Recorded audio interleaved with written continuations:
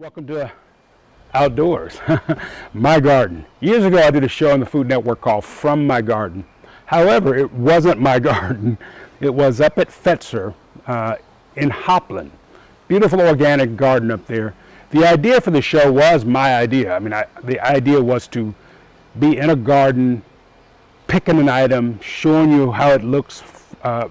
Truly, this is back before we talked about terms like farm to table and all that. That was the concept, though, to grab an eggplant, look at it, wash it, clean it, and cook it. So I do a little bit of that nowadays from my garden, although I'm going to take it a little step farther and share with you things that I do in this garden. We've created the boxes because, I'm 63, and all that stooping down was really getting hard on my back. So had I known this 40 years ago, I would have been gardening this way, I do believe. I thought I'd share with you a couple things. Since we're working outside, I always bring a pitcher of water, ice water, keep it nice and cold, and I have a glass with a lid on it, of course, and I've got my little bendy straws. And it's according to how long I think I'm going to be working the gardens, how much water I want to try to drink. But again, we want to stay hydrated. And, these California days, it's supposed to be 70 today. However, working the garden, you're going to lose a lot of fluid, so stay hydrated. One of the key things. Got my sunglasses. These are prescription, so I can read with them. However, sometimes that little salt drops in them, and I have to clean them. Again, another safety piece I have is a hat, and this hat, call it my Crocodile Dundee, although I should call it my Paul James, one of the old great gardeners that was with the Home and Garden Network years ago. I can pour water in that, ice water in that, to keep it nice and cold, and on my dome, because I have no hair protection. A lot of clothes I have on, right? I wear sleeves, so when I show you the zucchini plants, you'll see that they have those little prickly leaves in them, and they can cause rashes on your arms. So I always wear my sleeves and gloves, protective gloves. Okay. This little thing here is a little knee pad, so if I do have to get down on my knees, I've got something to kneel on, or around here somewhere I've got my knee pads that I usually use. Someday when I'm doing some weeding, we'll show you that technique there, how you protect your back, being on your knees, and always keep a brace so that you can pick the weeds out and not stress the back. Enough talking, let's get to work. We're gonna thin out the leeks and bring it over here. I've made some space for the leeks, and I'm going to show you that as we get to it. So I'm going to have another sip of water, and we'll reset over near the leeks and onions. Do some gardening in my garden, in my backyard. I'm Curtis. Spread love.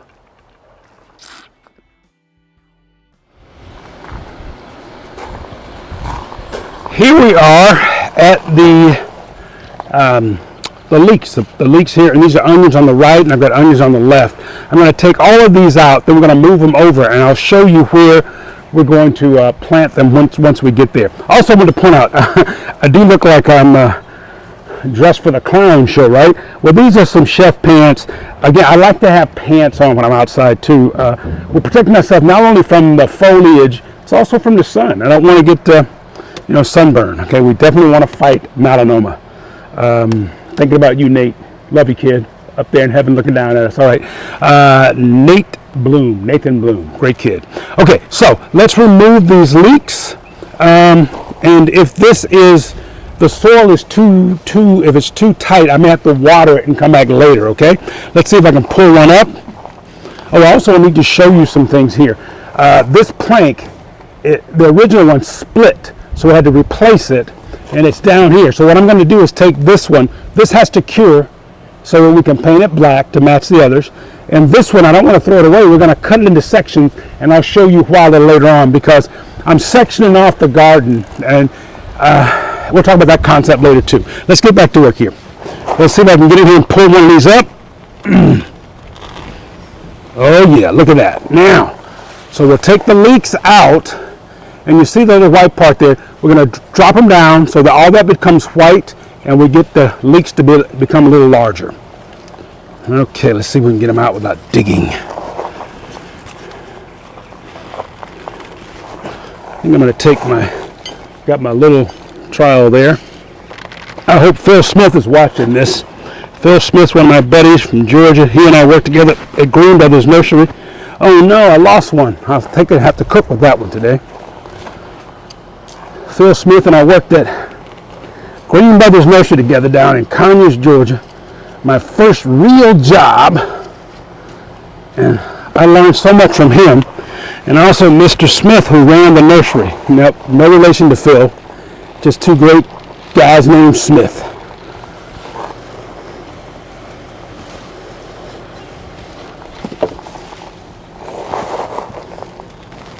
There we go.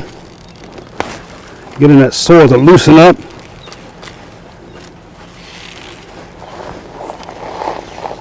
Okay, now what we're going to do is separate these out and then go plant them over in the other section. Okay, let's, I'll get them all out and we'll move to the other side. Okay, friends, I do believe I've shared with you, this is my first time growing leeks, and I've gotten them, you know, out of the ground, and there's some large clumps, I'm going to have to separate them. So, you know, I have my little old pocket knife that I can use to cut the root balls out. See if we can get that. So take your time. There we go. That's a nice little root ball. And I'm going to show you these little, what I like to do is, because we're going to, we want to make a hole and so the leeks can get bigger and hopefully rounder. Now what I do is I try to use things as much as possible. Plastic is going to go into the landfill and never break down. So I'm going to try to get as many uses as possible out of any plastic that I have. So I just cut this. I got my little blade that I, you know, this is just used for gardening, cutting bags and of dirt and things open, also cutting plastic that I'm going to use. So I can get a perfect ring here in my soil. So I just take and cut that off as best as possible. As best as possible, because it doesn't matter how that looks as long as it holds this nice shape. Okay, so I've got 12 of these set up, and I want to take them down maybe 6 inches, and I just use my hand. Again, this is my box, so I can and I keep that soil, so I just use my hand, or I could use my little tool. Okay, now let's see if we can get some done. Excuse me for crossing over. I've got one here. Take it down as deep as I can.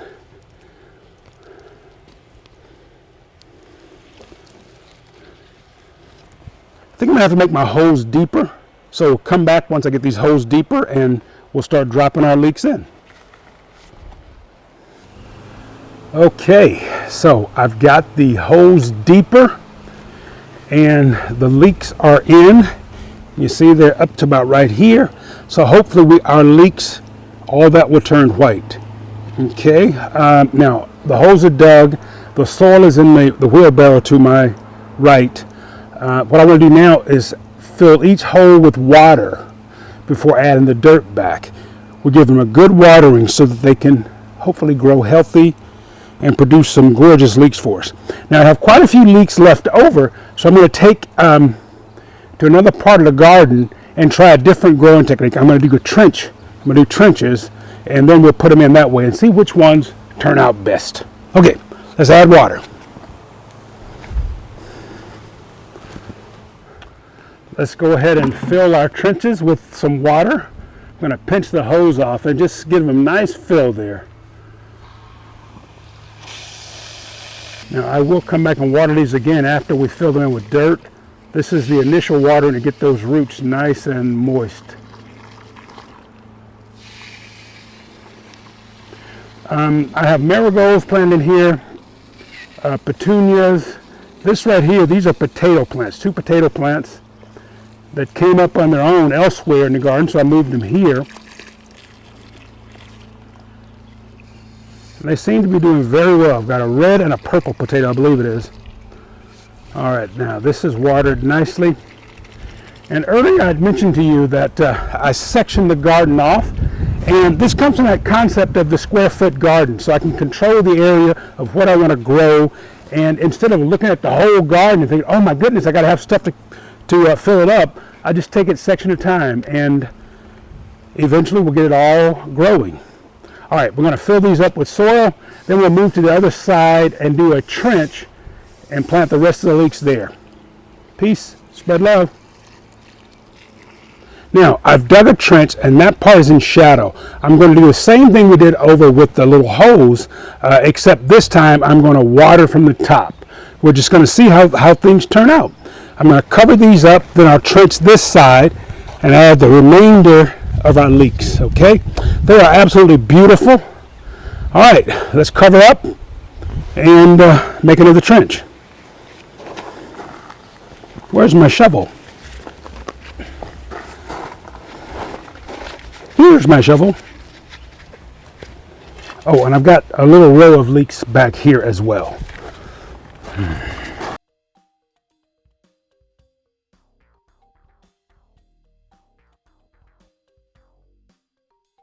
Again, I love to experiment. That's why I'm doing it 2 different ways. So next year we'll know which method turned out best. I'm just pulling the dirt down from the back side. I want to make sure the leeks are nice and covered. All right, let's make a trench for the next set. Oh, I need to cover the ones in the back as well.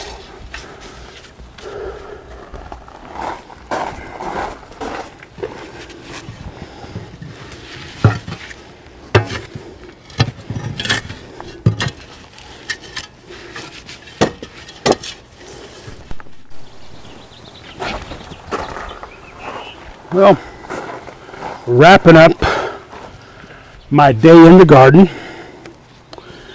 I've got the second row over here, the second trench, I should say, and I'm just covering them up. And then we will go inside. I think it's time for a shower and see how Lisa's doing. She's excited about the Tony Awards being on tonight. She loves those all those broadcasts. I'm not a big fan of them. I may check out the golf today. I think it's the RBC going on. And who knows, I might even watch a little bit of the championship. I can't believe I'm rooting for the Boston Celtics. Wow. Haven't rooted for those guys since the days of Casey Jones, JoJo White, Havlicek, and of course, the one, the only Bill Russell. I got to tell you guys about the time I met Bill Russell. I was on a flight, I think from Orlando, somewhere in Florida, heading back to Atlanta or to the West Coast. I can't remember exactly where. So Mr. Russell, I called him Mr. Russell, walks on the plane. I'm sitting in, I think, seat, I love the Shakespeare seat, 2B, right? To be or not to be. Anyway, I always call it the Shakespeare seat as opposed to the explosive seat, which is C4, right? Stay away from that seat. So Mr. Russell comes on, he walks past me, goes back, and he takes a seat in coach. And I'm looking at him going, oh my goodness, this is Bill Russell. My dad would kill me if I didn't offer Mr. Russell my seat. You know, he's got longer legs than me, although I'm a tall dude. So I walked back and I said, Mr. Russell, my name's Curtis Aikens. My dad and I are 2 of your biggest fans. We just love the way you did everything as a player, then as a coach, and also as just as an incredible human being and role model. I said, I'm sitting up in seat 2B, and it would be my pleasure, my honor, to trade seats with you. He looked at me and he smiled and says, Curtis, thank you so much. That's one of the kindest things ever been offered. Remember though, if I wanted to sit up there, I couldn't afford to buy a seat, and he went to me. And I thought, what a cool thing to say. It's like he says, my employees are here in the back, so that's where I'm at. I mean, just think about that. That's Bill Russell, right? He just set the example of what we're supposed to do. We lead by example. We don't say to people, do what I say, do as I do. So if he couldn't get all of his staff in first class, he wasn't going to sit in first class. That's why he won, 13 championships, 11, 12, 13 championships, whatever it was, as a player and then more as a coach. Bill Russell, big ups, my brother. Anywho, Mr. Russell, but he told me to call him Bill. That's one of those lessons from the Titans that I hope to share with people over the years. Okay, peace, spread love. Let's go inside and take a shower, cleaned up. Hope you enjoyed my time in the garden. Oh, I've got to water these before we're done. And I'm going to put some flowers in the middle. Those are the things that will draw those pollinators. It'll draw the, and here, look, these are carrots that I'm letting go to seed so that I can do some seed harvesting. Peace. I'm out.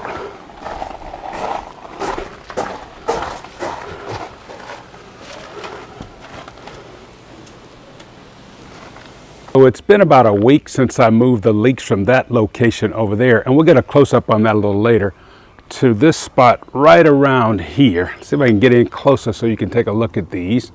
Yeah, and the leeks are, starting to come back from that initial shock that plants go through when they've been transplanted or moved. They're starting to perk back up. Got another section of leeks on the other side. I'll show you those as well. Now I want to point this out to you here. These are potato plants. So today I'm going to make, instead of a leek and potato soup, because we have so many onions, I'm going to make an onion potato soup. And all the vegetables except for the celery will be coming from our garden. Okay, that's a potato plant. I've got some more. If I can get a better shot, I'll show you those as well. So let's go harvest some onions from that previous location. Then we get in the kitchen and we'll make onion and potato soup. Spread love. All right, now this is the section of the garden where I took those leeks from and moved them over. It's been about 8 or 10 days, and you saw how they were doing. This was the tomato plant that had flopped over, and I've staked it up, and I have to admit I didn't do such a great job staking this tomato. However, this will work. You want to get it off the ground, and I clipped some of the little stems and the leaves from the bottom to make sure we're getting good air circulation around the plant, also to keep fungus from growing. Now our onions are to the left here, and I'm going to gather about 2 or 3, maybe 4, and we'll clean those up, clip the leaves off, and we'll go inside and make our onion and potato soup. How does that sound? All right. Spread love. Peace. Oh, these are gorgeous onions. Yeah, those 3 should make a nice little batch of soup for Lisa and me here on Juneteenth. Peace. Spread love. Here's some more of my potato plants, and they do quite well. I'm going to show you one more batch of tomatoes in the back there, behind me I should say. What I do is let them grow up a bit, then I cover them with more soil until we get to the top of the bed, and we'll get more and more potatoes each time we do that. I also have some basil here and some other parsley items in the back. Now if you can see, here we go. These are the tomato plants. I've got them planted in some old milk crates like this so that I can just pull them up. We'll see what these look like in a couple of months. And as they grow up, I cover them over with the dirt, as you can see. Behind me, I've got some carrot plants I'm allowing to go to seed. There's some red and green bib lettuce I've got back here. We can pick these throughout the summer to make nice salads. Okay, let's go in and make our potato onion soup. That's happening, y'all. That's Mac Daddy. Wow. Mama? Oh, by the way, happy Mother's Day to all the mothers out there. I got to call my sisters, and say hello. Jenna, my daughter-in-law, it's her first Mother's Day. Here's to you, Jenna. And Jenna and Cole both went to school in the Carolinas, so they know good grits. Oh. Hey friends, Emoji C here with a little programming note. Because Chef Curtis spent too much time as Gardener Curtis, the program is running a little long. So we're gonna make the potato and leek soup next week. Today, we're gonna make a Southern classic with his sister Regina. Ooh, salmon croquettes. Bon appetit! All right, so we are making today, Regina and I are making salmon croquettes. Oh, that's wild Alaskan. That's not the can we usually get, is it? Nah, but bumblebees. Might need 2 of those. 1 can of salmon. What size can of salmon was that? 4 ounce. 4 ounce can. We're just making salmon croquettes. Alright, we're deep frying these in a cast iron skillet.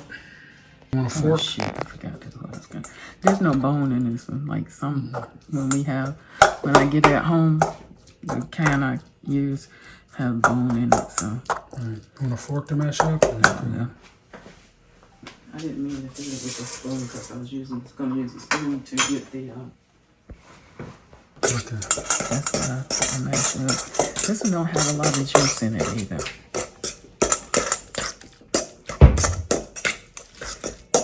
It's probably the cheaper brand.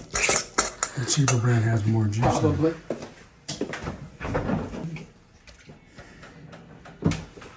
You should use a larger egg. Those are large supposed to be. Egg. One of them mix it in there, right? And then I'll give you a tablespoon of. How much flour? A tablespoon. For 1 can, I usually just use 1 small can. Sunflower and flour, right? Yep, saffron. A tablespoon of cornmeal. Cornmeal.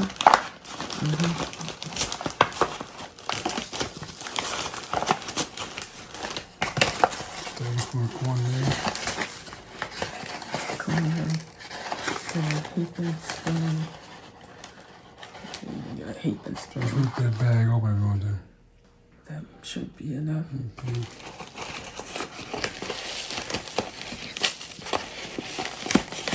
That should be enough. One. But it's cooking not, with my sister. It takes you back to the days when my mom was alive. And she and I would cook like this. There's so much joy in watching my sister's hands. These salmon croquettes are truly because I don't want them scrambled. beautiful. They are love-filled. Hope you enjoy this as much as I am. Cornmeal, because it's kind of fishy. and it's kind of soft, so I want it to be able to cake, like bread. So I'm gonna add a little more cornmeal and flour. I got enough flour. The flour is just kind of like a binder. There we go. How does it look? Looking good. Look like tuna instead of salmon, doesn't it? There we go. Yeah, buddy. That's gonna make a good. Mama's hands. Make some So biscuits. if you want it to be a little more bready, just add a little more cornmeal. Is this enough? Let's get our oil hot.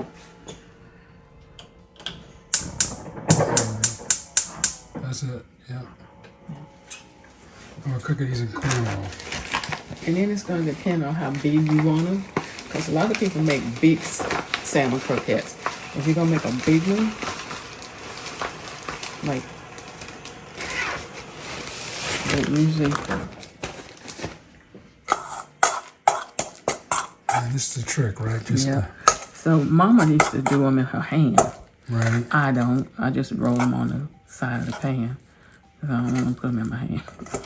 Okay, you let fish smell, right? No, it's just see, Mama would do them like that to make them into that shape. Yeah, that's Okay. what hers are. Yeah. Yeah. That's what Mama loved. Oh yeah. First. You want me to check your temperature? We got a No, thermometer right I'll there. tell you what. I do it old-fashioned way. Drop a little water. Well, oil and water don't mix. You just anything you want to add to it. You can do it. A lot of people some people make them where they roll them in breadcrumbs and stuff. I ain't never done that. But this is You just ready to fry one? This Mama's right here. If the oil is ready. Not ready. Oil's not quite ready. Old-fashioned way, Mama way, just drop a little water in there. Although in the culinary world, we say oil and water don't mix. So that's the difference in old school and new school. Ain't it? Because it evaporates. The water does. Well, we put too much in there. That's what causes flames. Right. Flame ups. So, but we're not doing it. We're just doing enough to make it to sizzle. I can figure deal you. Never had a flame.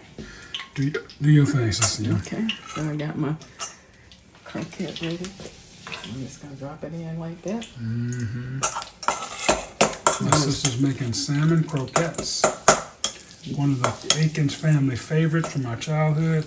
Our mother would make these and do biscuits, and we'd have croquettes and biscuits. Mom would roll them in her hand like Regina's doing now.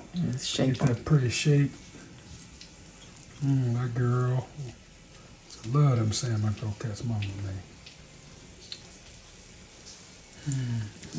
Last time I was at home, in Georgia, I stopped at one of the so-called country. I'm not gonna say names of it now, but one of the places in town that's supposed to be great for down-home country cooking. And I got the salmon croquettes, and I could not eat them, and I cried. I spent like $9 for that lunch, and could not eat them. Because they're not like Mama's. No. Well, the grease that they cooked in it was old. That makes a big difference too. Mm-hmm.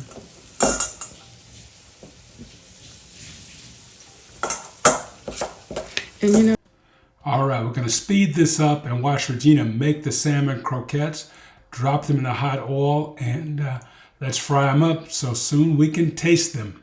So and the house smells you're like making sure that heaven. You're making sure that you cooking that raw egg. Right. And all right, now she's going to take them out. This was my first one, so I'm going to take that. I want to look to make sure it's good and golden brown all the way around. Is it? Yeah. Because that hump there means there's raw, and so you want to make sure when you turn over on the hump side that you cook it a little bit longer, so you'll get a good. And it really it depends on how you like the inside, because I like mine soft actually. Me too. I think this one is in the second one that I put in, and you see how you like the way that look. Oh, I love it. They look gorgeous. I think they look gorgeous.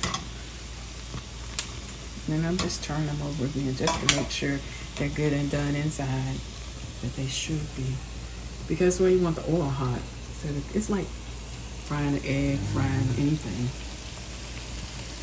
Here, and she teaches some old tricks, baby. It should be done. Ready? You take that one out. Right. Mama, we love you. Turn it all off if you want to, baby. Yeah, I can. Sure can. Is it off? Yep. I don't want to roll up on the floor. We don't lose any of that gold. That's gold right there. Wow, that's beautiful. I want to eat now some of Mama's biscuits, baby. Never learn to make her biscuits.